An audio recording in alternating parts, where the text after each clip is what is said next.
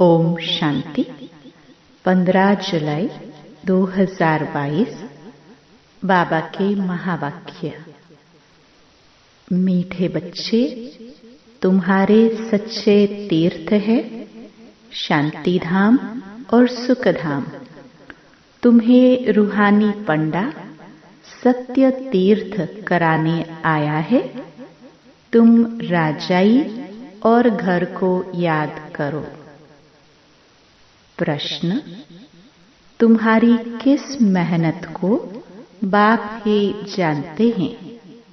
बाप ने उस मेहनत से छूटने की कौन सी युक्ति बताई है?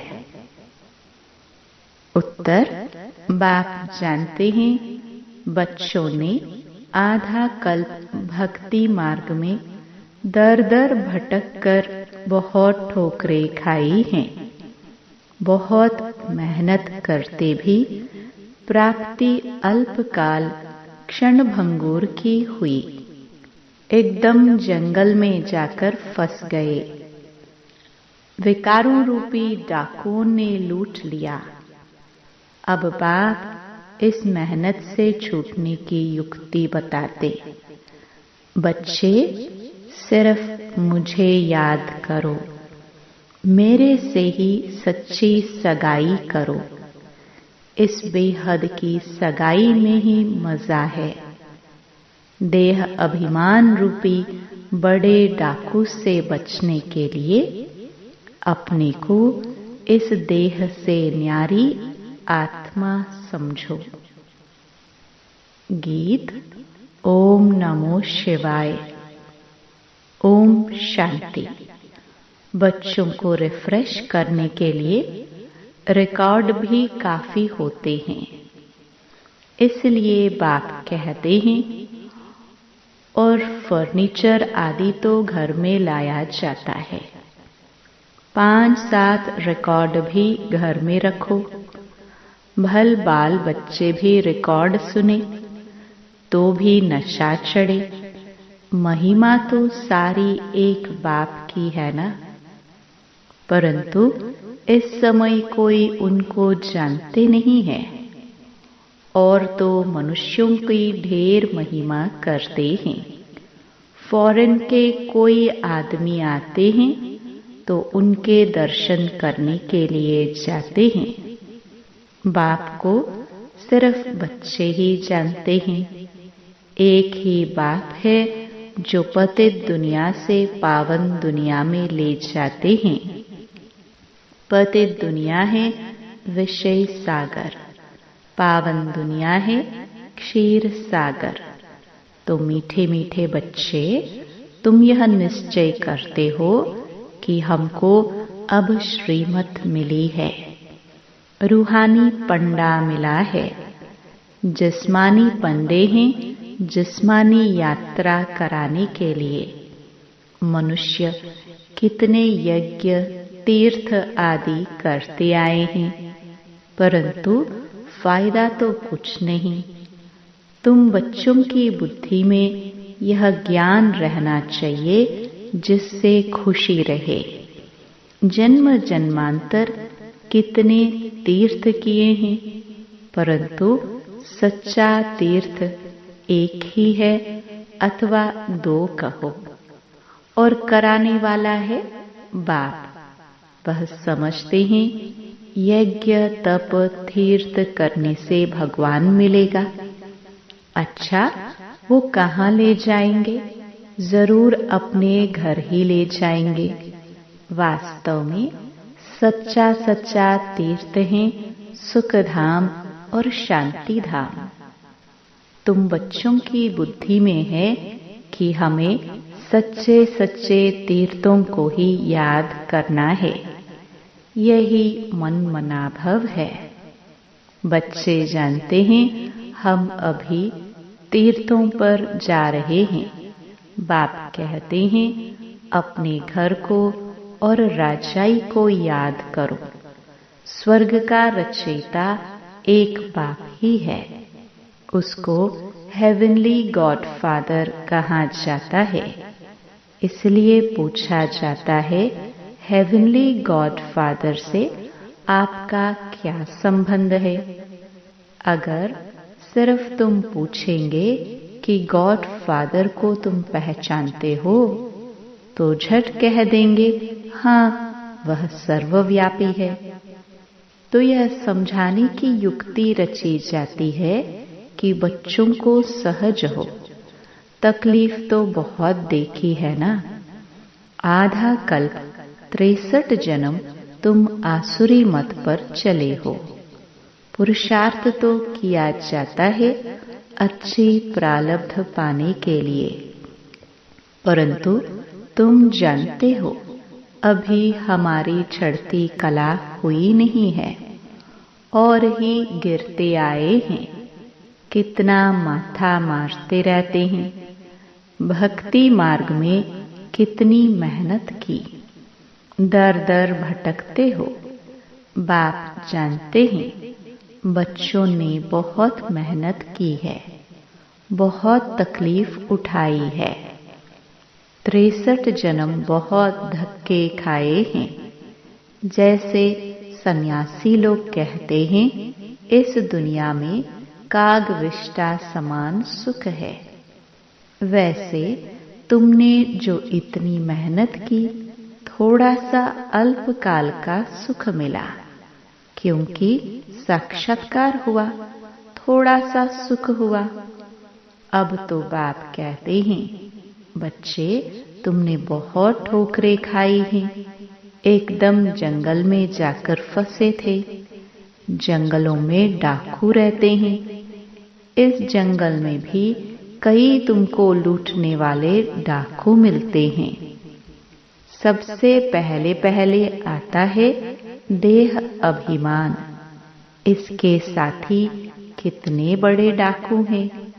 यह है आदि मध्य अंत दुख देने वाले नंबर 1 डाकू। यह किसको पता नहीं है।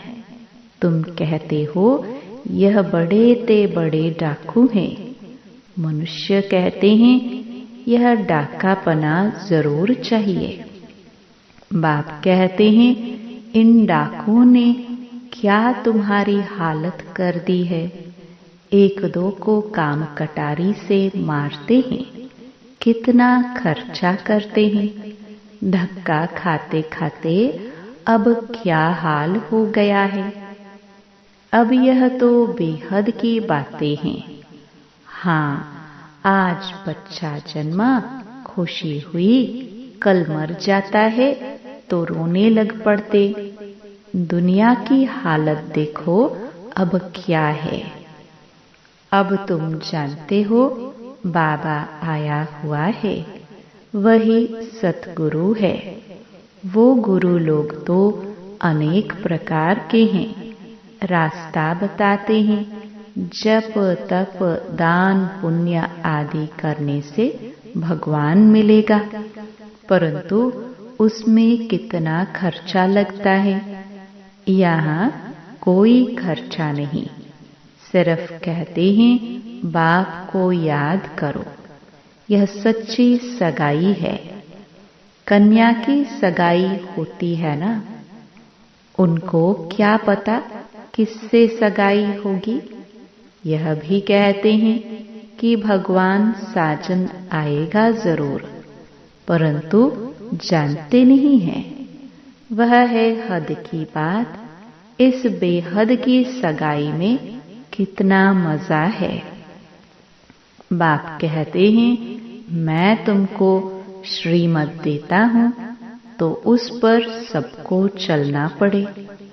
तुम जानते हो कल्प कल्प श्रीमत मिलने से ही भारत श्रेष्ठ बनता है।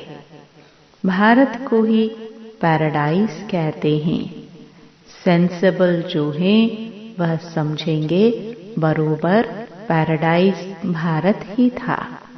भारत में ही गॉड गॉडेस का राज्य था।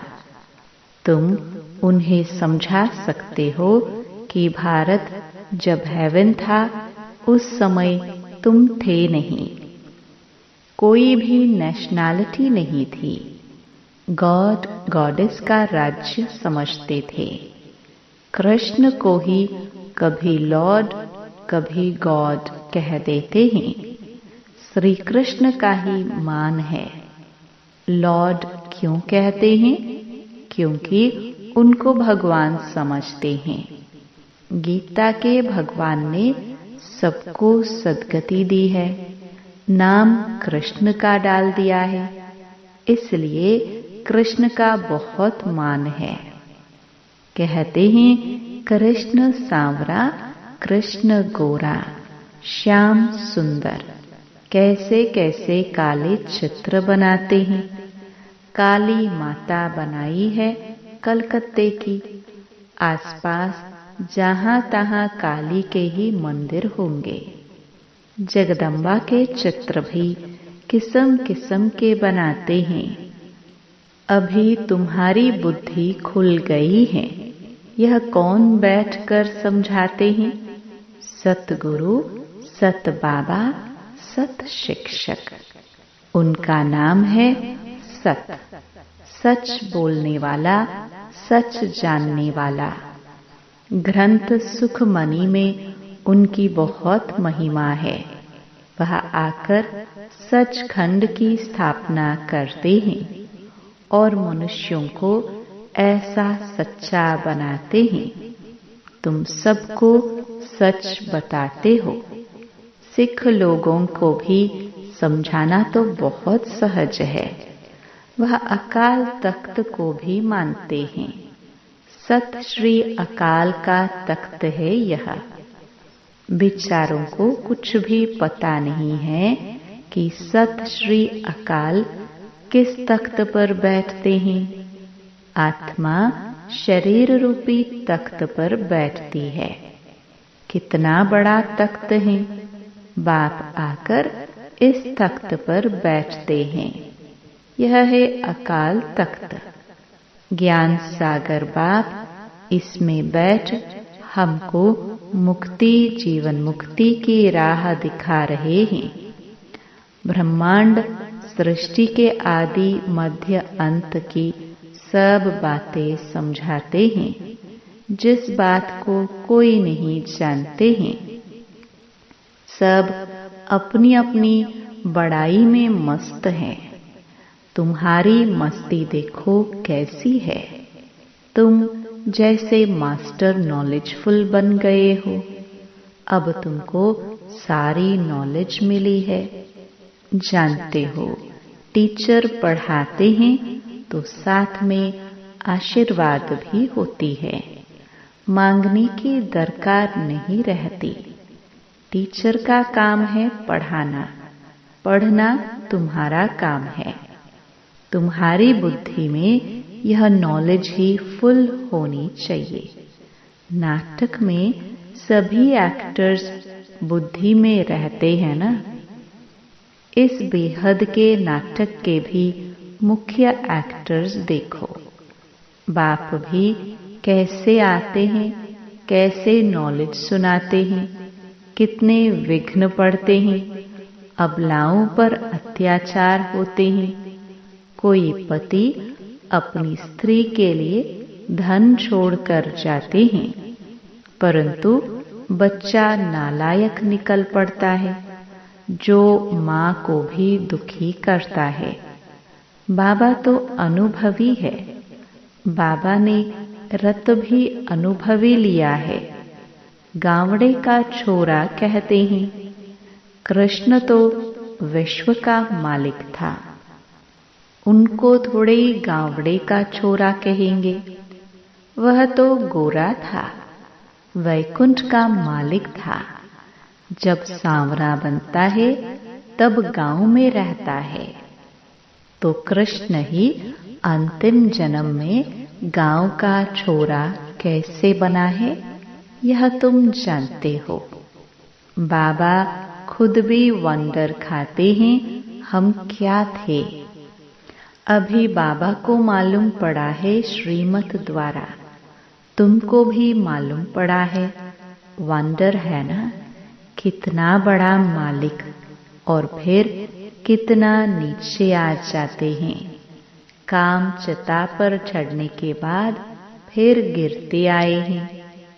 अभी तुम समझते हो कि कृष्ण को गावड़े का चोरा क्यों कहते हैं। खुद बाबा बतलाते हैं, पहले क्या थे अब क्या बने हैं, तत्त्वम्। अब तुम समझते हो कहाँ की बात कहाँ ले गए हैं। श्याम सुंदर का अर्थ भी अब समझा है।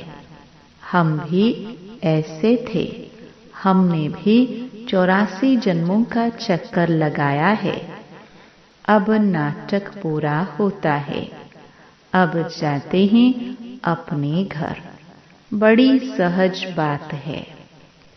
बाप कहते हैं मामेकम याद करते रहो और वर्षे को याद करो, सबको रास्ता बताओ। ज्ञान अंजन सतगुरु दिया, अज्ञान अंधेर विनाश। गायन भी कितना अच्छा है।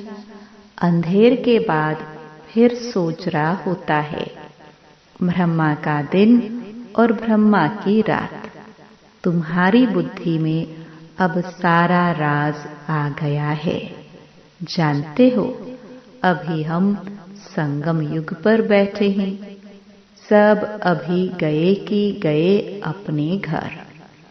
बाबा सम्मुख बैठ बच्चे बच्चे कहते हैं ब्रह्मा मुख द्वारा इस रथ में बैठे हैं। वही ज्ञान का सागर है। यह ब्रह्मा फिर हो जाता है मास्टर ज्ञान का सागर। ज्ञान सागर पतित पावन इस तन में है। खुद भी कहते हैं कि मैं इस तन में आता हूँ, नहीं तो किसके तन में आऊं जो ब्राह्मण भी बनाऊं और नॉलेज भी दूं। क्या बैल में आऊंगा? आजकल बैल के मस्तक पर भी शिवलिंग बनाते हैं, तो ब्राह्मण भी जरूर चाहिए। तो ब्राह्मण कहाँ से आए? जरूर एडॉप्ट करना पड़े ब्राह्मणों को। अभी तुम ब्राह्मण बने हो, फिर देवता क्षत्रिय बनेंगे। जिस्मानी ब्राह्मणों की बात नहीं है, वह है कुख वंशावली। तुम ब्राह्मण हो मुख वंशावली। तुम अच्छी रीति समझा सकते हो। ब्रह्मा द्वारा स्वर्ग की स्थापना। वह ब्राह्मण तो यह जानते ही नहीं। वह ये ज्ञान कहाँ से लाए? बाप अच्छी रीति समझाते हैं, बच्चे जितना हो सके और झरमुई झगमुई छोड़ दो। शरीर निर्वाह अर्थ तो धंधा आदि भी करना ही है। बाकी जो समय मिले मोस्ट बिलवड बाप को याद करना है। वह भी बच्चों को इतना प्यार करते हैं। मित्र संबंधी आदि ढेर थे, परंतु उन सब से बुद्धि योग हटाए नए संबंध में कितना लव रहता है। सर्विसेबल बच्चों को छाती से लगा ले। बहुत बच्चे सपूत हैं, बहुत अच्छी सर्विस करते हैं, अंधों की लाठी बनते हैं, दुखियों को सुखधाम का मालिक बना रहे हैं। तो बाप ऐसे बच्चों पर बलिहार जाते हैं, खुद सुख नहीं लेते हैं।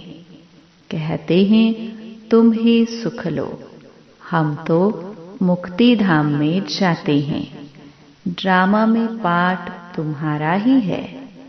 वैकुंठ का मालिक हमको नहीं बनना है, वैकुंठ के मालिक तुम बनते हो। उस समय तुम गोरे हो, फिर राज्य गवाते हो तो सांवरे बनते हो। सांवरे और गोरे का अर्थ कितना अच्छा है। बाबा ने चित्र भी ऐसा बनवाया है, श्याम और सुंदर। 84 जन्म कैसे लेते हैं, फिर बाप द्वारा राजयोग कैसे सीखते हैं। लोग तो कृष्ण को जन्म मरण रहित कह देते हैं। तुम कृष्ण के 84 जन्मों को सिद्ध कर बताते हो, इसलिए वह काट कर सिर्फ चित्र रख देते हैं। वंडरफुल है मनुष्यों की बुद्धि, कितना पलटाना पड़ता है बुद्धि को। अब तुम्हारी बुद्धि पलटी हुई है, यह भी तुम बच्चे जानते हो।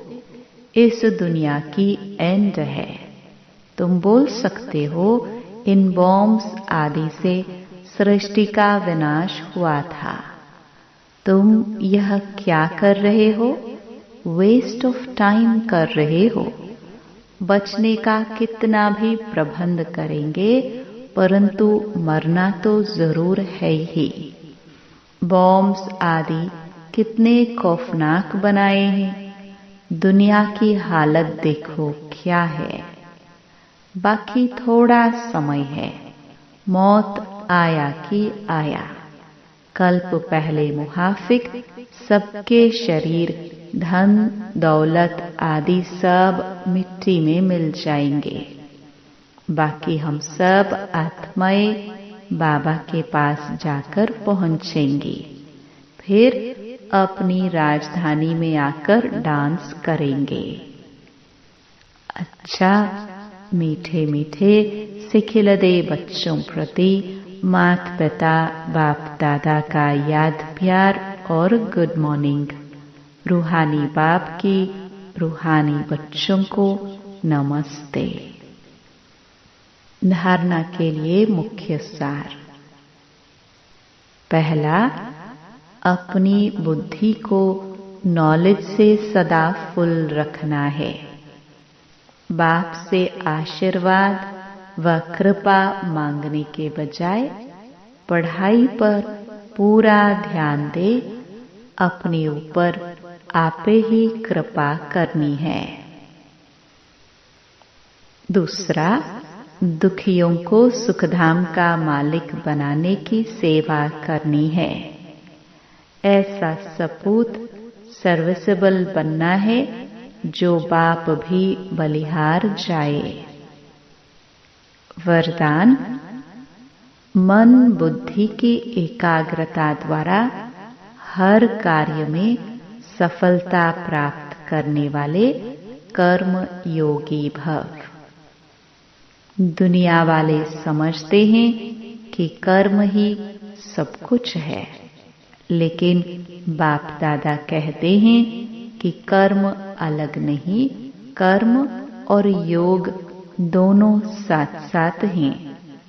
ऐसा कर्मयोगी कैसा भी कर्म होगा उसमें सहज सफलता प्राप्त कर लेगा। चाहे स्थूल कर्म करते हो, चाहे अलौकिक करते हो, लेकिन कर्म के साथ योग है। माना मन और बुद्धि की एकाग्रता है तो सफलता बंधी हुई है। कर्म योगी आत्मा को बाप की मदद भी स्वतः मिलती है। स्लोगन। बाप के स्नेह का रिटर्न देने के लिए अंदर से अनासक्त व मन मनाभव रहो। ओम शांति।